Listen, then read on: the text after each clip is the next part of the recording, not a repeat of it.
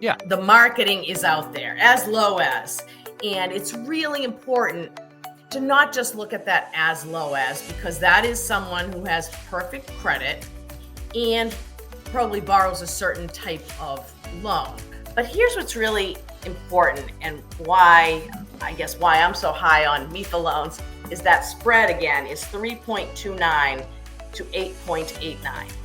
So that means that the highest interest rate that someone is going to have borrowing a MEFA loan is 8.89, the very highest.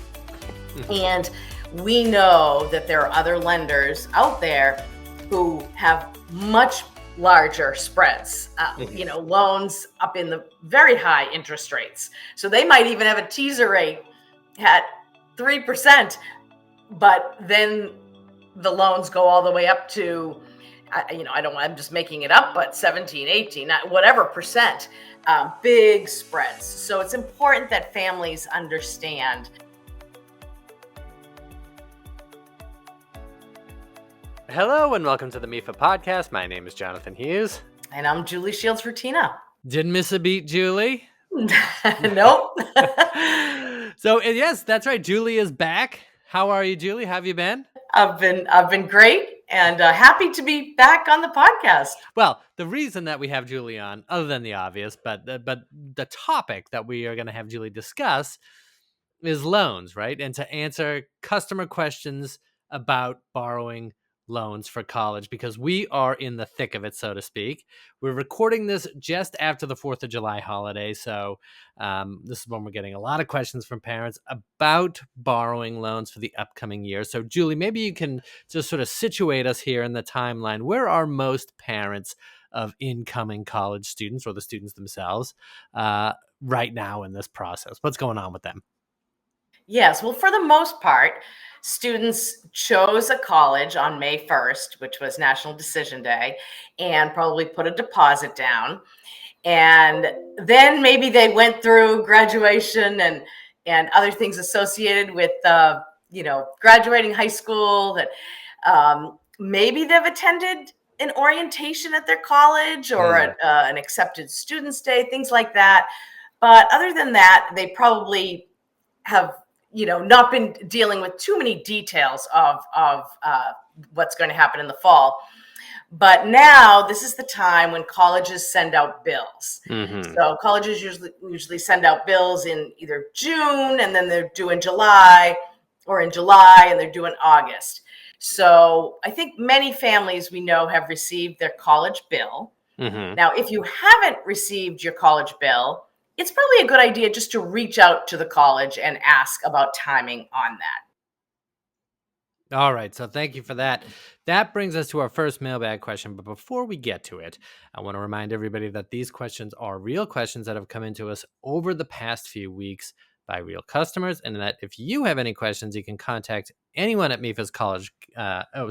You can contact any one of MEFA's college guidance experts over email at collegeplanning@mefa.org. over the phone at 800-449-MEFA, or on Facebook at MEFA MA, on X at MEFA Tweets, and on Instagram at MEFA_MA. So let's go to our first question, and that's from Dawn, who writes, what is the time frame? Probably the most popular question I get when I'm talking to customers around this time of year, every year, am I behind? Am I behind the 8 ball? And the answer is no. I mean, I think right now is peak time where this process is beginning and in process.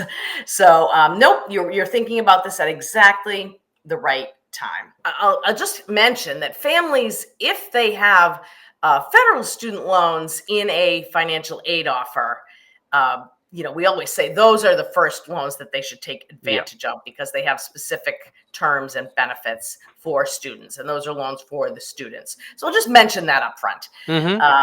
But many times, since that's not enough to cover the full bill, families then look to other loans. And so then that happens right about now. The family receives a bill, sees how much they need to pay, what the balance is after any financial aid has been deducted from the bill. And they apply for a loan. And once they apply for a loan and it's approved, the loan organization, I'm speaking of how MEFA does things, but I know Mhm. other loans work the same way. Then the loan organization company goes to the college and needs the loan to be certified. They really need the college to say, yes, this student will be attending in the fall. And once that happens, the college knows that loan is in process, which is key. They know that money is coming. And then the loan can be dispersed. So from start to finish, from starting the application online to the college getting the funds, how long does that take? If a family completes the application accurately, has everything, they can receive an approval, and uh, the college can certify and the loan can be dispersed sometimes within a week. I mean, that can happen. Mhm. However, we really ask families to allow at least 2 weeks, maybe 3, to make sure. That's why we ask families to start this process now. Yeah. Even if the bill isn't due until August, start it now so you're not rushing all of that. Even though it can happen really fast, sometimes there's a piece of information that needs to be, followed up on, or something like that, or disbursements happen on a certain day and you just miss that day and you have to wait a week. So just give it a couple of weeks, 2 to 3 weeks, I would say, if you can. Now let's go on to question number 2. And this one is from a one-on-one appointment that I did. Nancy wanted to know what MEFA's interest rates are and how do they compare with other lenders. So what do we want to say about interest rates in general as far as educational loans are concerned? And then, what's the environment now and where's MEFA? Yes. Well, I guess I love getting this question today, Jonathan, because MEFA's interest rates are great. So right now, for this coming year, MEFA's interest rates range from 3.29 to 8.89 APR. Okay. So the thing about that is interest rates are mainly based on a credit score, and also based on the type of loan that a family borrows. So we'll get to Hmm. that. So Hmm. those two pieces together are what determine what interest rate a family will receive. And so again, beginning at 3.29 is really low starting Hmm. rate, but depending on credit score and the type of loan, it could go all the way up to 8.89. One loan that colleges always let students know about right away is the Parent Plus loan. Okay, so that's a federal loan for parents to borrow to help the student. Right. And this is different than the federal loans for students, right? Let's make that line obvious right now, right? So when we were talking about the federal loans earlier, that you should take those first. This is not that, right? Exactly. Right. So this is parent loan undergraduate students, PLUS, Hmm. and for parents. And because it's federal, the colleges just let parents know about that loan. But it's worth noting that this year, that Parent Plus loan has an interest rate of fixed 8.94. Hmm. So that number is above that spread that I just mentioned for what MEFA loans can be. Yeah. So worth noting. And also, the Federal Plus loan has a fee that's 4.22% of the loan. So really, if you combine the Plus loan interest rate and that 4.2% fee, that APR is a lot higher than any loan a family would get from MEFA. Now, can we talk about rates and spreads and whatnot, and what is something that folks should look at? Because a lot of lenders will say rates as low as, right? Yes. And so let me talk about the way it works at MEFA, and then we can mention the other lenders too. But yes, Yeah. the marketing is out there as low as, and it's really important to not just look at that as low as, because that is someone who has perfect credit and probably borrows a certain type of loan. So, for example, MEFA offers a number of different types of loans. And one is that a loan, it's called immediate repay 10-year. And that just means that a family would start repaying that loan after the second disbursement during freshman year. So probably in January of February, freshman year, the family would start paying on that loan and then pay it for 10 years. There's also immediate repay for 15 years. Then there's an option, pay interest only for 50, and then while the student is in school, and then pay more later. That's also for 15 years. And then there's even an option for some families to defer while the student is in college and pay it all afterwards.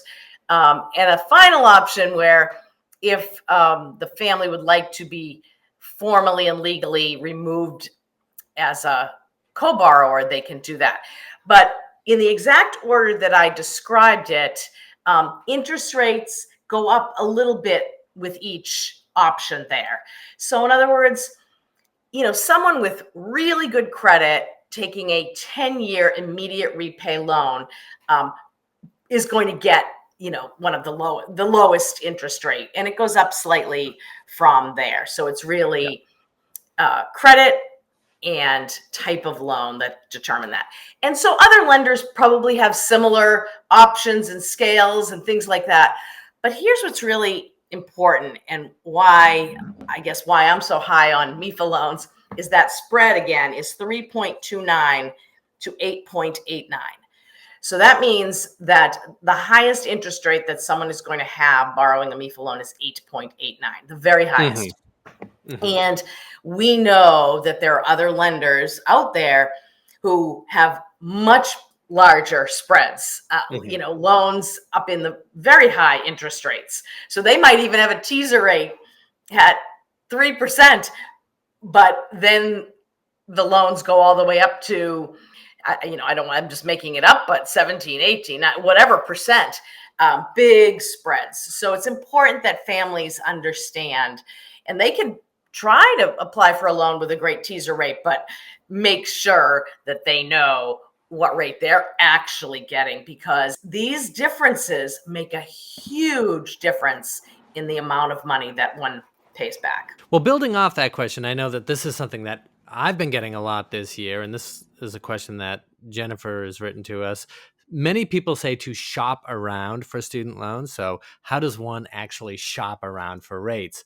What does this process look like? Do I need to apply to each loan provider? Is that a hard credit pull that's going to affect my credit score? How do we do that? When we say shop for loans, I'd say there's like two levels. There's the level of window shopping, just seeing what's out there. And then there's the level of actually shopping, trying out could I get this loan? Could I get that loan? Applying to them. So starting with the window shopping, colleges will sometimes have a lender list. So you could look at the lender list that they provide and look at the different loans that are options for families. Or, you'll know about PLUS. Now you know about MEFA. You might know about other banks in the area that have educational loans. That's also window shopping, just looking at the different interest rates and terms. But then if you really want to find the best loan for you as a family, you will actually have to make an application. So you'll have to apply. So maybe you find 2 or 3 loans that look decent and look like good options for you. You can actually apply to those loans and get an approval back and see what actual interest rate APR terms that they give you. And then you can decide, oh, okay, well, this loan is the best for me. And if you apply to a number of educational loans, so all the same type of loan, this sometimes applies to car loans or mortgages too. If you apply to all of those loans at the same time, it actually can be anywhere between 14 and 45 days, but I'd say to be conservative, 14 days in the same 2 weeks, if you apply to 2 or 3 educational loans, then even though some of those might be hard pulls, some might be soft pulls on your credit, the credit bureaus look at the fact that you're applying to the same type of loan in a finite period of time and consider that one hard pull on your credit rather than 3 or 4 or 5 or however many you do. So the key is, if you're going to make these applications, do them all at the same time, which is also helpful because then you get the answers back at the same time and you can make a decision on what loan to borrow. I should mention that MEFA offers a Comparing College Loans webinar, the recording of which is on MEFA.org, and we can link to that recording in the show notes for anyone who wants more detail on this and other questions, where we really go through things that you want to know about different types of loans and how you can compare them. And, speaking of different programs, as you were speaking of before, whether it's immediate repay loan or a deferred loan or an interest-only repayment loan, we got a question from Patty, who asks, "Why would I want a loan that begins repayment while the student is in college?" It's a good question. That is a great question. And well, actually, every family is different. So one reason you might choose an immediate repay loan is that through MEFA, that actually does have the potential of having a lower interest rate. And I've seen families who maybe they've sat down at the kitchen table with their student and they've worked out who's going to pay what. And maybe some have said, we'll help you while you're in college. And then when you graduate and get a job, we expect that you're going to start paying on that loan, but we'll help. And in the case where parents have made a decision that they're going to help the student with a certain amount of that loan, maybe all of it, maybe none of it, maybe some, then they might say, well, I'm going to get the immediate repay loan so we can pay it as we go along so that no interest is accruing and getting added to the loan. And then once the student graduates, they can take that over. I actually see a lot of families make that choice if they've decided to help with a part of that loan repayment. Yeah. And it's cheaper, right, in the long run to do the immediate. Is that right? And Is this a good place to talk about our calculator? Yes. Have an undergraduate loan payment calculator. It's so great because you can type in, and this is even before you apply, you can type in, we want to borrow $15,000. And my son or daughter has 4 years left, has 4 years to go with college, and our credit is excellent. And up pops a chart which just shows all the different options and what the interest rate would be and how much you would pay overall if you paid it out over the course of the repayment term, all of that, what the monthly payment would be. And for some of those options that are paying interest while in college and it jumps up after the student graduates, you can see what's the in-college payment, what's the out-of-college payment. It's a really good chart, I think, to get a good sense of making a choice. Yeah, and actually it kind of ties in perfectly with the next question that we have, which is from Beth, who wrote that my daughter is applying for a loan this academic year, and we know the full amount after the 10-year repayment period. So it sounds like they're, thinking about getting that 10-year immediate repay loan, when that shows you on that calculator. So it seems like they've gone to it. And they know how much they're going to pay back over 10 years, like what they borrowed plus the interest total. So she goes on to say, my question is, if we were to pay more than the monthly payments and pay the loan off early, are we still held to that full repayment amount? I think what she means is, are we still going to pay that amount, everything that I borrowed plus the interest over 10 years that it's estimated on that calculator? Absolutely not. So the good thing about these loans is there are no repayment penalties. Prepayment penalties. I meant to say prepayment penalties. So if you pay any of these loans off early, you will save on all of that extra interest that you would have paid over future years. So absolutely, the faster you pay off these loans, the less you will pay overall.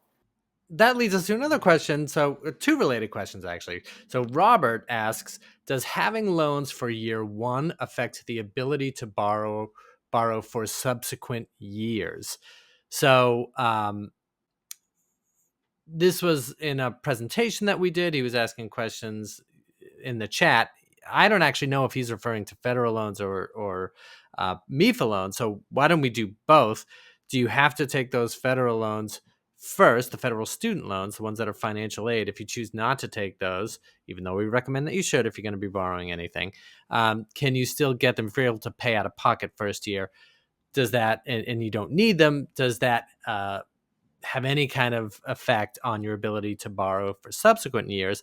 And then number two, for MEFA loans, let's say a different question, okay? That is, if you start off taking one of those immediate repay loans, do you have to continue with that same loan option next year, or can you go for a deferred loan, et cetera? That's also another question that I've been getting. Great. So let's just take the federal loan piece. Mm-hmm. No, you apply for financial aid each year. If for some reason you decide the first year you don't want to take the federal loans, they will still be offered to you the second year. So what you do one year does not affect what you'll be eligible for the next year. I'll just make a point, which is that there are maximum federal loan limits for those federal student loans. So you can never go back and get that amount that you would have gotten freshman year. But what you do one year does not affect subsequent years on your federal student loans. Now, so changing topic, let's talk about MEFA loans. Yes, if you borrow a loan one year, is that going to affect your ability to borrow in future years? And the key is, let's go back to the beginning. Your eligibility for a MEFA loan is mainly based on your credit score, and a little bit about the loan you're choosing, but mainly your credit score. So as long as your credit score stays good and in the eligible range to borrow, you will be able to borrow. And, whilst having more debt does have an effect on your credit sometimes, paying back the debt and being in good standing with that debt has, an even greater effect on your credit. So the key is just making sure that you keep your credit in good standing. And then as long as your credit is in good standing, then your ability to borrow a MEFA loan wouldn't be affected from year to year. That's a great answer. And then, just in terms of programs, if you take your immediate repay 10-year loan for your freshman year, you don't have to pick that loan for your next year. If you're credit approved for a deferred loan, you could take that, right? Exactly. So each year you are presented with options, and each year you can choose an option. So you might have different MEFA loans each year. And we see that with, that person who asked you, why would someone want to pay during college? And they might choose an immediate repay loan because they might be able to afford that the first year, but maybe they wouldn't be able to afford doing that for 4 years. So they might choose a different option as the years go on. Another question from Jennifer, does MEFA have a total maximum loan amount? You mentioned that the federal loans do, or the federal student loans do. Does MEFA? And MEFA does not have a maximum amount. So if you're trying to plan, you probably can estimate that whatever you're going to need to pay that freshman year bill, you're probably going to need a similar amount. I mean, things change in families, and that's not 100% true. But in general, for planning purposes, you can probably estimate you might need to borrow the same amount in coming years. Finally, here, our last question is from Hannah, who says, I'm considering taking out an undergraduate school loan, but I'm planning to continue to graduate school. Is full payment of the loan deferred for graduate school? So great question. Yeah. So when we're talking about federal direct student loans, those loans can be deferred. Those student loans can be deferred for graduate school. Be aware that some have interest that's subsidized while the student is in school, and some don't. Some have unsubsidized. So if a student has unsubsidized, they can defer that, but that interest is still accruing if it's unsubsidized. So that's for federal loans. For private loans, there really isn't a deferment because though your loans, once you graduate 6 months later, they come due, and there isn't necessarily a deferment for grad school. So you really have to think about planning for that. Julie, is there anything else that you think people should know? So yes, I just asked a few people who've been answering a lot of phone calls lately. And another big question is people ask, do I borrow the loan for the whole year or semester by semester? Yeah, that's a good one. And so our answer is it's easiest. And if you can, just makes it simpler, just borrow the loan for the whole year. And then it gets dispersed half in the fall, half in the spring. And also that you need to borrow every year. You don't borrow for the 4 years. I think those were the two. Yeah. Okay. Well, that was the MEFA mailbag. So remember, you can reach out to us with any questions you may have on planning, saving, and paying for college and career readiness via email at collegeplanning@mefa.org, over the phone at 800-449-MEFA, on Facebook, that's MEFA MA, on X at MEFA Tweets, and on Instagram, MEFA_MA. Remember, we have a bench of college guidance experts waiting to answer your questions. Julie, thank you so much for being back. Oh, very great to be here. I hope to be on the show again soon. Yes, I thought it was pretty natural, don't you think? Yeah, I do. Okay. Now, folks, if you liked what you heard and you want to hear more from us on planning, saving, and paying for college and career readiness, then follow the show, and you can do that wherever you find your podcast. And please remember to review us. It helps us to keep doing what we're doing and getting the show out to folks like you. I would like to thank our producer, Sean Connolly. I'd like to thank Meredith Clement, Lauren Dans, Lisa Rooney, AJ Yee, and Christina Davidson for their assistance in getting the show posted. Once again, my name is Jonathan Hughes, and this has been the MEFA Podcast. Thank you.